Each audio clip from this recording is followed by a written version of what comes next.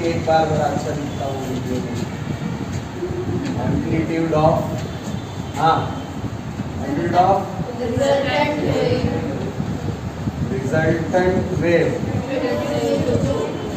Produced due to superposition of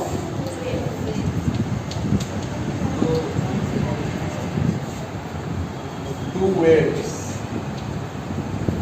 ठीक है बच्चों, उर्दू वाले लिख दो, दो मौजों के इंतबाक की वजह से, दो मौजों के इंतबाक की वजह से, दो मौजों के इंतबाक की वजह से महासिल मौज के या महासिल मौज का इंतबाक की वजह से महासिल मौज का हैता,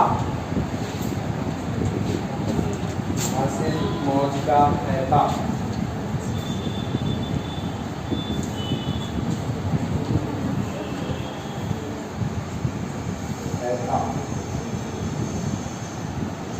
महासिल मौज का हैता लिख दिए। थोड़ा सा इसमें शॉर्ट में बोल देंगे अपन, ये दो वेव्स है, दो मौजे हैं, एक का हटाव y1 है, एक का y2 है। डिस्प्लेसमेंट वन वेव का y1 है, अनदर वेव का y2 है। सपोज कर लेंगे एम्पलीट्यूड दोनों जो वेव है उनका एक का a1 है, एक का एम्पलीट्यूड a2 है, ऐसा सपोज कर। ठीक है, बाद में दोनों को एक दूसरे के साथ सुपर इम्पोज कर दिए तो कल हमने देखे थे क्या होता, y = y1 + y2, है ना। प्रिंसिपल ऑफ सुपरपोजिशन लगा दीजिए। वहाँ आया समझ में? चलिए ठीक है। सो थोड़ा थ्योरी बोल देंगे, फास्ट लिख लो। Consider two waves having the same frequency, two waves having the same frequency but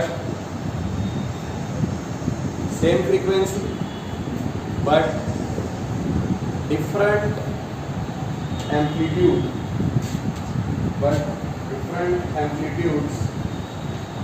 A1 and A2, capital A1 and A2। एक का एम्पलीट्यूड A1 है तो दूसरे का amplitude A2, A1 and A2। Let these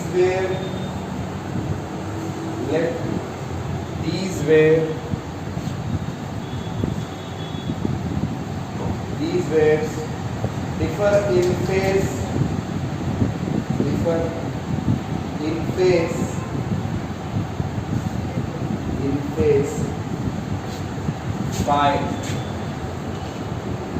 five phase से दोनों थोड़ा सा आगे पीछे, ये सपोज करते हैं। अब दोनों सेम फेज में हो, ये हो भी सकता, आउट ऑफ फेज भी हो सकते। अपने को ये एक्चुअल नहीं मालूम कि इन फेज है या आउट ऑफ फेज, वो अपन आगे कंडीशन देखेंगे।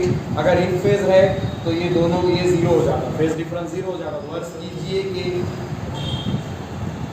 दो यकसा तवातुर वाली मौजें, दो यकसा तवातुर वाली मौजें जिनका हैता A1 और A2 मुख्तलिफ हैं के दरमियान हैयत का फर्क phi displacement of each wave at x = 0 is given by the displacement of each wave at x = 0 is given by x = 0 पर दोनों मौजों का हटाव इस तरह होगा, दोनों मौजों का हटाव इस तरह होगा। देखो बच्चों जरा ध्यान से इधर, ये अपने को मालूम है जो वेव है, वेव के पार्टिकल की डायरेक्शन कैसी रहती है इसकी, यानी इसका डिस्प्लेसमेंट जो देखते हैं y = कैसे देखते हैं y = फिर x = 0 का मतलब क्या है, यानी x एक्सिस का 0 मतलब कहाँ पे है, वो ये पोजीशन x ये रहता है, y ये x = 0 को बोल रहे मतलब यहाँ की बात चल रही।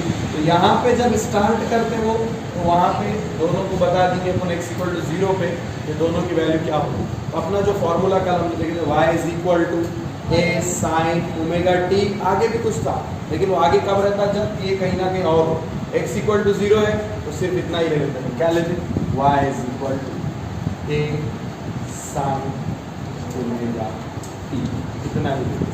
ठीक है, अब यहाँ पे हम क्या कर रहे हैं, पहली वेव को नाम दे दे रहे y1 और उसके एम्पलीट्यूड को नाम दे दे रहे a1। आया समझ में, ये बता दो। दूसरी वेव को भी सेम ऐसे ही बताएंगे अपन, y1 के बजाय दूसरी वेव का डिस्प्लेसमेंट बोलेंगे y2 और उसका एम्पलीट्यूड अलग है a2 sign as it is, और दोनों में फेस का डिफरेंस है, इन्हें जितना है उन्हें फाई से अलग है। तो आप क्या कर सकते हैं, यहाँ पे बोल दे सकते हैं कि ओमेगा टी दोनों सेम हो गए, थोड़ा सा चेंज है, सपोज कर लिए अपन, यहाँ पे बता दिए कि फाई फेस से दोनों चेंज है, शुरू में बोल। अब अगर दोनों सेम फेज में रहे तो फाई 0 हो जाए, अपने को मालूम ही नहीं फेज में है या नहीं, चुप तो भी अपन बोल दिए कि फाई दोनों का फेज डिफरेंस है, फाई एंगल से दोनों आगे पीछे है, तो वहाँ पे लगा दिए, एक को ये लिखे तो दूसरे को ये लिखे। ठीक है, इसको दे दो इक्वेशन 1, इसको दे दो इक्वेशन 2, इज गिवन बाय बोल के 2 स्टेप लिखो फास्ट, फिर लगा देंगे अपन अपना प्रिंसिपल ऑफ सुपरपोजिशन। लिख लो इक्वेशन 1 इक्वेशन 2 दे दिए सबने, इसके आगे लिखो by the principle of superposition, by the principle of superposition. क्या है बेटा principle of superposition, y is equal to y1 plus y2। Equation लिखना है तो कैसा लिखे, बस वर्डिंग में बोल देना bye the principle of superposition. ठीक है, क्या होता y इज इक्वल टू, ठीक है, सो क्या लिखे आपने, by the principle of superposition at x is equal to 0, at x equal to 0 बोल देना, okay, y is equal to y1 plus y2, value put कर दो बेटे, y is equal to y1 की वैल्यू वहाँ देखिए बोलो a1 sine omega T plus a2 sine omega T plus phi. ठीक है, ये हमारे पास आ गया सॉल्यूशन में, दोनों की वैल्यू रख दी अपन ने, ये दोनों की वैल्यू यहाँ। अब क्या करें, ये जो ब्रैकेट है इसको ओपन करेंगे, मैथ का ये फॉर्मूला अप्लाई करेंगे, कौन सा वाला बेटा, साइन ए प्लस बी वाला, याद है क्या ये formula, sine A plus B is equal to sine A into cos B plus cos A into sine B. ये फॉर्मूला याद रख लो, साइन ए प्लस बी का sine A cos B cos A sine. ठीक, ये आपको दिखेगा ए के प्लेस, ये आपको दिखेगा बी के प्लेस। अब अपन ओपन करेंगे इसके जैसा, तो क्या बन जाएगा, ये y as it is, a1 भी as it is, sine omega T ये पहले का जैसे कि वैसे, प्लस अब यहाँ पे इसको a2 बाहर लेके रख दो, a2 को फिलहाल, अब जो भी होगा ये साइन a प्लस बी के जैसा होगा। ठीक है, हाँ, साइन a प्लस बी को इसको इस तरह बनेंगे, sine a sine omega T into cos phi plus cos omega T into sine phi. समझ में आया क्या, ये एज इट इज हमारा, ये वाला जो था सिर्फ इतना टर्म, हमने क्या करे इतने वाले टर्म को एक्सपैंड कर दिए, इस तरह करने का। ये a2 को अंदर भेजें, एक शॉर्टकट और ले सकते हो, a2 को अंदर भेजने का, डायरेक्ट ही भेज देंगे बेटे अपन, तो क्या करो a2 को अंदर भेजो, क्या होता, a2 इसके पास भी जाता, a2 इसके पास भी, ठीक है, इधर नहीं गया, a2 इधर भी गया, a2 इधर भी गया, एक स्टेप बढ़ाने की जरूरत पूरी। आया समझ में, दिया। अब देखो जरा ध्यान से, ये इसमें और इसमें क्या कॉमन दिख रहा, साइन ओमेगा टी कॉमन दिख रहा, तो ले लिए साइन ओमेगा टी कॉमन। यहाँ तक लिखने से देखो ये हमारा y है, एज इट इज लिख देंगे अपन y इज इक्वल, ये दोनों के पास से कॉमन ले लेंगे साइन ओमेगा टी, यहाँ से भी साइन ओमेगा टी, तो क्या बच गया बेटा यहाँ प्लस यहाँ क्या बचा a2 cos फाई, a2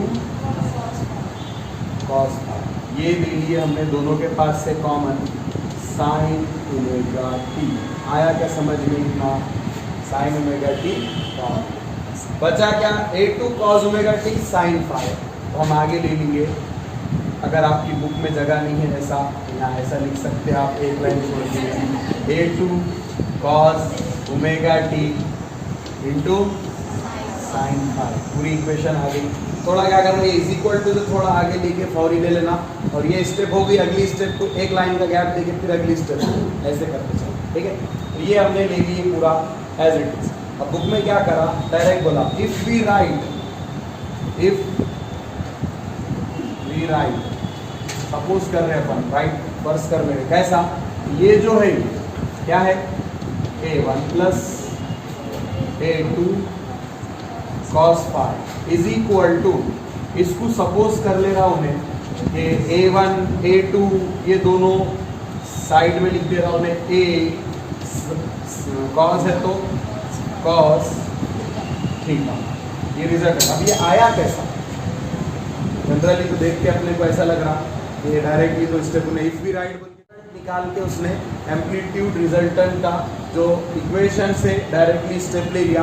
आप लोगों ने यही इक्वेशन डायरेक्ट याद रखना, ठीक है।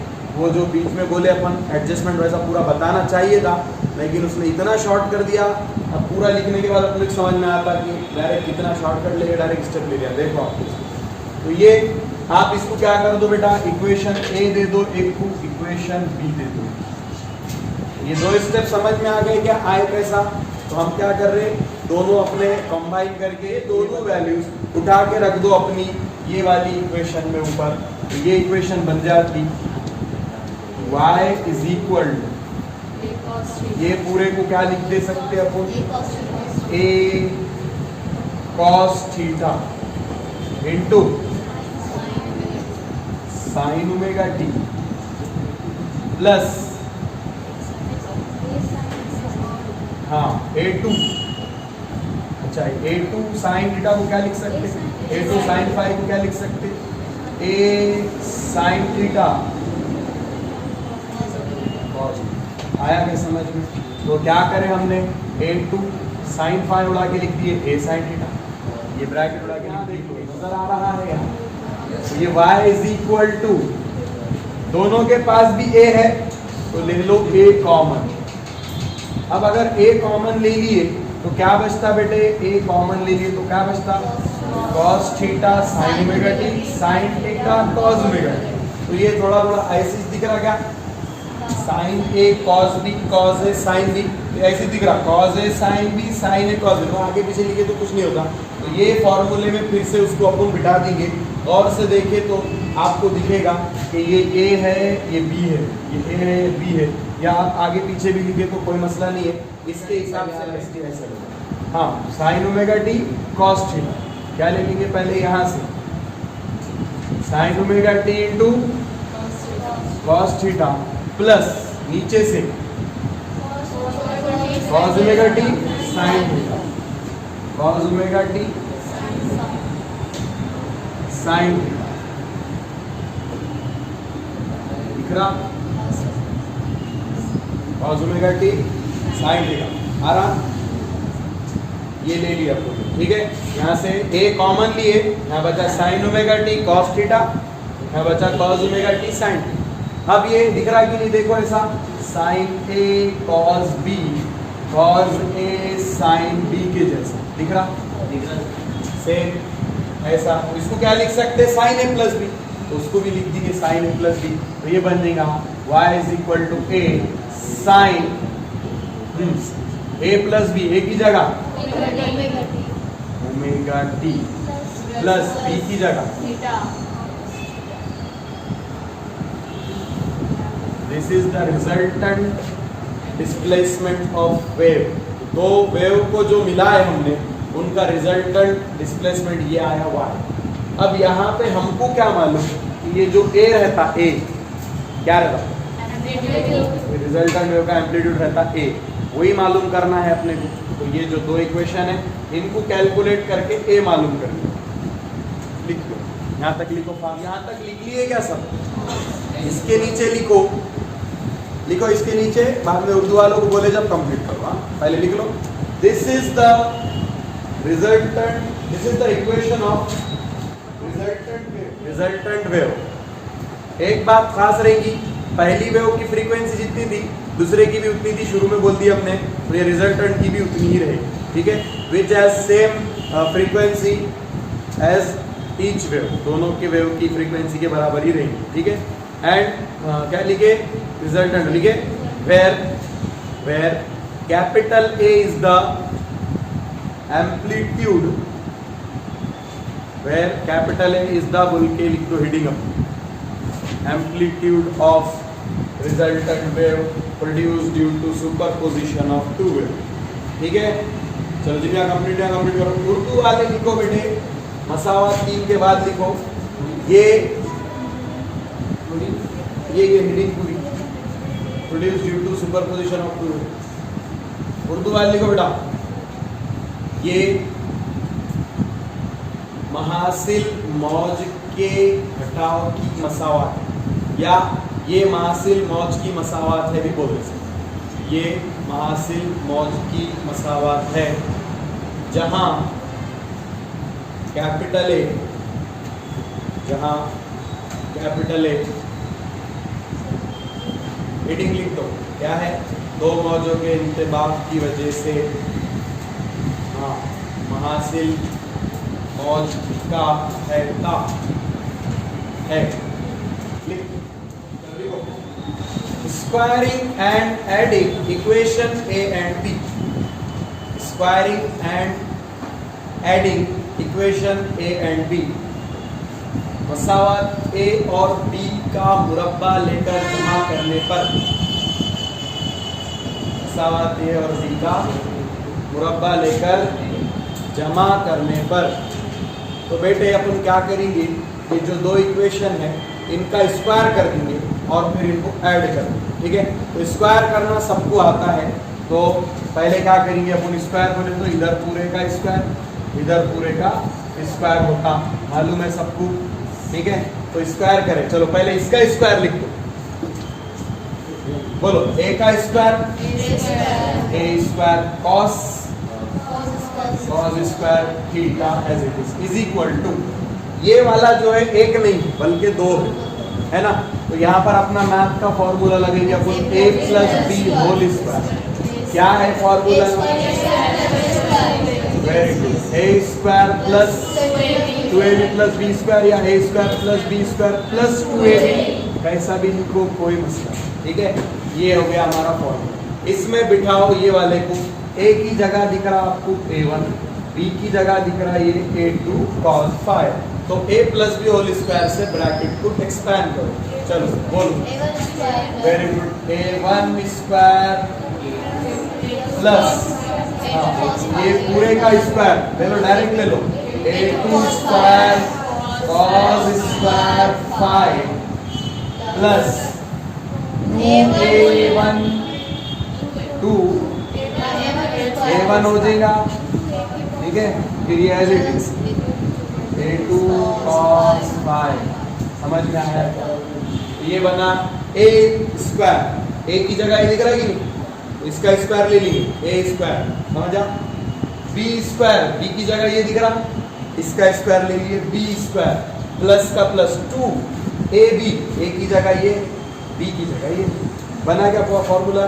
इतना तो समझ में आ गया होगा ना सबको कि कैसा अपन ने स्क्वायरिंग। इक्वेशन 2 को भी करो, मगर 2 को ज्यादा मसला नहीं है, डायरेक्टली इधर का स्क्वायर इधर का भी स्क्वायर, ये ख्याली तौर पे करना, बताने के लिए बता रहा हूँ मैं, तो पूरा वही कर दी। हाँ, a2 sin square theta is equal to, अपन left to right, right to left लिख रहे समझने के लिए, इज इक्वल टू ये इधर वाला a2 स्क्वायर sin स्क्वायर। अच्छा, दोनों का स्क्वायरिंग तो कर दिए, फिर क्या कर दो बोले, दोनों का एडिंग कर दो बोले, स्क्वायरिंग एंड एडिंग कर रहे हैं। ठीक है बच्चों, स्क्वायरिंग कर दिए, समझ में आया? ठीक है, एडिंग करो, इसको इसमें ऐड कर दो, दोनों के पास क्या सेम दिख रहा है? ऐड करो तो ए स्क्वायर कॉमन ले लो,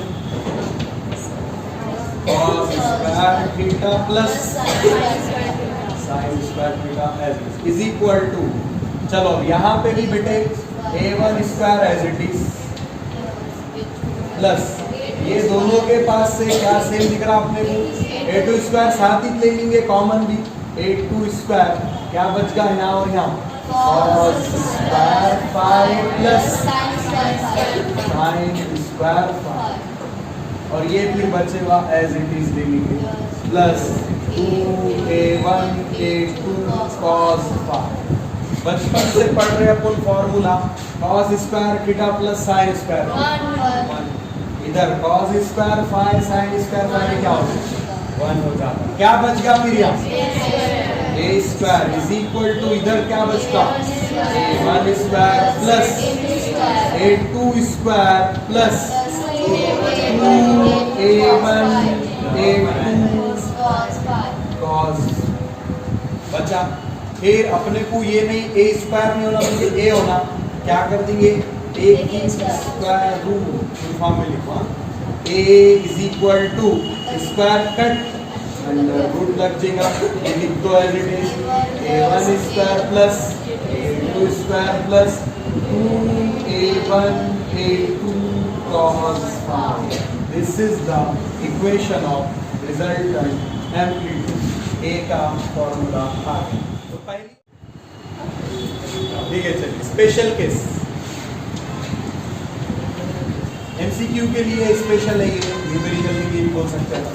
स्पेशल केस, पहला स्पेशल केस कि अगर ये जो हमारा फाई है, फेज डिफरेंस है, ये अगर ये अलग अलग वैल्यू रखेंगे अपन, 0 रहा तो क्या होगा? ठीक है, पहला जो केस बोला when phi is equal to 0, जब phi क्या होता है बोल दिया उसने 0। when देखो बच्चों सिंपल कैलकुलेशन, phi 0 होता है यानी यहाँ पर आप क्या कर देंगे? phi की वैल्यू 0 है। क्या होता है जी बेटे? a is equal under root में क्या बचा? a1 square plus a2 square plus 2a1 8, कितना बचा? cos 0 हो गया 1, cos 0 phi 0 रखे तो cos 0 की वैल्यू मालूम अपने को 1, इतना बचा। ये फॉर्मूला बना a1 square plus a2 square plus 2a1 a2 यानी a square plus b square plus 2ab के जैसा सेम, खाली a की जगह a1 है, b की जगह a2 है, तो इसको अपन शॉर्ट कर देंगे तो ये बनेगा a plus b whole square. a की जगह समझ में आया? इसको एक्सपांड करें तो ये आता है, इसको ही करें समझ गए? a1 plus a2 square cut root cut, तो a इज इक्वल टू क्या बचा? स्पेशल केस में अपन बोल दिए कि अगर फेज डिफरेंस 0 है दोनों का फेज यानी कि दोनों सेम है, इन फेज का मतलब फेज डिफरेंस 0 यानी कि दोनों भी सेम ही है, दोनों का फेज सेम है, यानी कि इन्हें क्रेस्ट है तो इसका भी क्रेस्ट ही वो टाइम, तो जब दोनों भी एक साथ सुपर इम्पोज हो जाएंगे तो वो अपने को मालूम है क्या होता है? कंस्ट्रक्टिव इंटरफेरेंस और मैक्सिमम। और रिजल्टेंट एम्पलीट्यूड देखना है तो क्या करना? पहले वाले का जो है दूसरे वाले का जो है दोनों को प्लस कर, जैसे कि यहाँ पे तो क्या होगा? अगर a1 a2 सेम रहे तो क्या होगा? वो भी केस इसी में बता दिया, तो अपन केस के अंदर ही नोट लगा दो एक छोटी सी से, यानी अगर सपोज कर दिए कि a1 a2 दोनों भी सेम ही है, सपोज a है तो रिजल्टेंट क्या हो जाएगा? रिजल्टेंट क्या हो जाएगा? ये भी a प्लस है, रिजल्टेंट हो जाएगा यानी ये जितना भी है, या a1 इसको भी बोल दो क्योंकि रिजल्टेंट को ऑलरेडी a बोल दिए वाला है, a1 a2 दोनों इक्वल ही है सपोज, या तो 2a1 बोल देंगे फिर या तो 2a2 बोल देंगे। ठीक है, नोटेशन थोड़ा रॉन्ग होगी वो तो अपने हिसाब से एडजस्ट कर लेना कि अगर दोनों का एम्पलीट्यूड सेम है तो अगर बोले यहाँ पे स्मॉल a ले लिए तो अच्छा दिखता हो, तो रिजल्टेंट क्या हो जाएगा? a प्लस a 2a, क्योंकि अपन रिजल्टेंट का नाम कैपिटल है ऑलरेडी दे दी। स्पेशल केस सेकंड में बोलते हैं कि ये जो अपना फाई है इसकी वैल्यू ले लो 180 या फिर पाई, क्या ले लो 180 या फिर इसको क्या बोलते हैं अपन पाई, और cos पाई क्या होता है, क्या होता -1 होता cos पाई, cos 180 -1। तो क्या हो जाएगा फिर अपना ये a के फॉर्मूले में रख देंगे अपन cos की वैल्यू cos पाई की जगह -1, क्योंकि cos थीटा फाई की जगह पाई रखते हुए, ठीक है। तो ये a is equal to a1 square a2 square plus 2a1 a2 into -1 लगेगा, माइनस प्लस इधर लगा दी, इधर भी क्या हो जाएगा फिर ये फॉर्मूला किसका है, a माइनस b का है, तो ऐसे j1 माइनस नोट में भी अगर बोले दोनों इक्वल है तो a माइनस से क्या, तो अगर दोनों पाए का फर्क है 180 का फर्क है, यानी कि एक क्रेस्ट है तो दूसरा ट्रफ है, ऐसे में दोनों सुपर इम्पोज हुए, तो ना इसका ना इसका, सीधा स्ट्रेट इसका एम्पलीट्यूड इसका एक दूसरे को अपोजिट डायरेक्शन की वजह से कैंसिल कर दिए, वहां पे कोई भी अपने को रिजल्टेंट नहीं मिलेगा, यानी कि डिस्ट्रक्टिव इंटरफेरेंस होता है, एम्पलीट्यूड के डायरेक्टली प्रोपोर्शनल होगी। जैसे मैंने आपको बोला एक साथ एक आवाज में सब लोग अगर बात करें, कोई एक सारे जहां से अच्छा शुरू कर तो सबकी फ्रीक्वेंसी मैच और सबका एम्पलीट्यूड मैच हो जाएगा, तो इंटेंसिटी कैसी हो जाएगी, हाई बढ़ जाएगी, है ना। यानी कि अपना पहला वाला केस A1 प्लस A2 हो जाएगा, वहाँ सब एक साथ A1 भी सेम फेज में है A2 भी सेम फेज में है, तो A1 प्लस A2 हो जाएगा, तो बड़ा A मिलेगा, तो मैक्सिमम इंटेंसिटी रहेगी। सो राइट डाउन नेक्स्ट पॉइंट लिख दो, स्टार मार के लिखो point, intensities, the intensities of the wave, the intensities of the waves is directly proportional to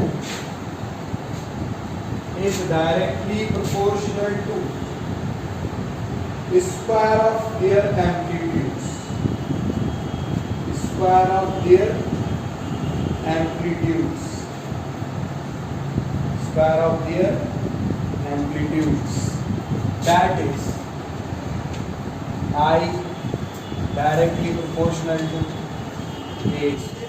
यहाँ पे खाली बता दीजिए पहला केस क्या था अपना, जब फाई क्या है 0 है, तो ये क्या हो जा रहा था वहाँ पे I हो जा रहा था मैक्सिमम, इंटेंसिटी कैसी रहती है कंडीशन में, मैक्सिमम रहती है, तो आपको बता देंगे कि directly proportional to A B क्या रहेगा उसका, ये दोनों एक दूसरे के इक्वल फॉर्मूला है, डायरेक्टली प्रोपोर्शनल ऐसा लिख, इन फेस तो मैक्सिमम, आउट ऑफ फेस तो मिनिमम। मौज की हिद्दत हैते के मुरब्बे के रास्तना सुनने होती है। Don't forget to subscribe our channel Satyasar e-learning. Thank you very much.